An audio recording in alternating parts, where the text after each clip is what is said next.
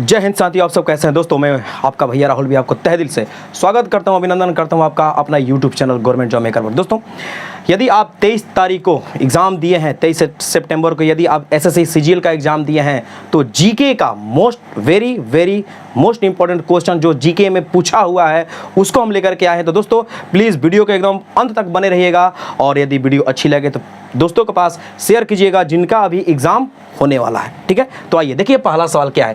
दिया है कि G20 शिखर सम्मेलन 2023 में पहली शेरपा बैठक कहां आयोजित हुई थी।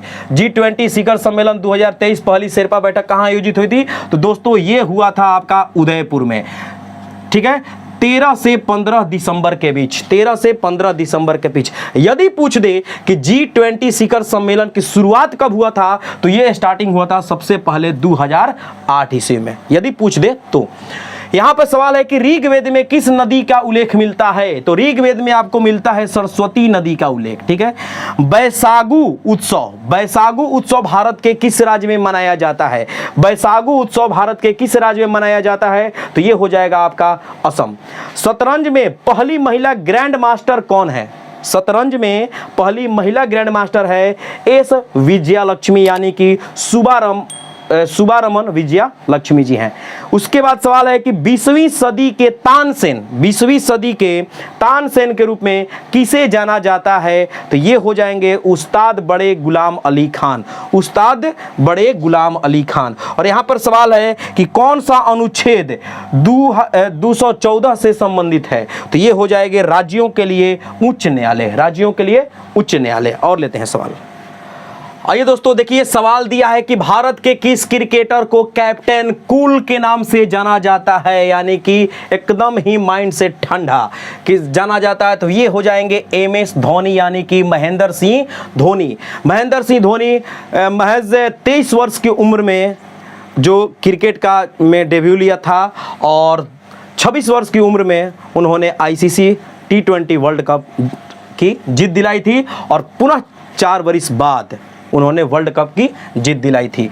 यहाँ पे सवाल है कि चुपहाट नृत्य किस राज्य का लोक नृत्य है। तो ये हो जाएगा दोस्तों सिक्किम का। और यह जो नृत्य है दोस्तों, कुछ विशेष त्योहारों पर या जो भी जश्न मनता है उस पर ये लोग चुपहाट नृत्य करते हैं, जिसमें पुरुष हो या महिला दोनों कदम ताल और हाथ से ताल मिला करके नृत्य करते हैं। यहाँ पर सवाल है कि माइकल फैराडे ने विद्युत चुंबकीय प्रेरण की खोज कब की थी। तो ये किए थे 1831 ईस्वी में। भारतीय गन्ना अनुसंधान संस्थान कहाँ स्थित है। तो दोस्तों ये हो जाएगा आपका लखनऊ में। कहाँ पे है, लखनऊ में है। और इसकी स्थापना हुई थी 1952 ईस्वी में। यानी कि अनुसंधान संस्थान जैसे गन्ना का है, चावल का है, आलू का है, ये भी आप लोग याद करके चले जाइएगा। अगला सवाल है कि 2021 में वर्तमान वायुसेना के उप प्रमुख कौन थे। तो ये हो जाएंगे विवेक राम चौधरी। यहाँ पे सवाल है कि शिव कुमार शर्मा को 1986 में कौन सा अवार्ड मिला था। किनको, शिव कुमार शर्मा को 1986 में कौन सा अवार्ड मिला था। तो ये मिला था संगीत नाटक अकादमी अवार्ड।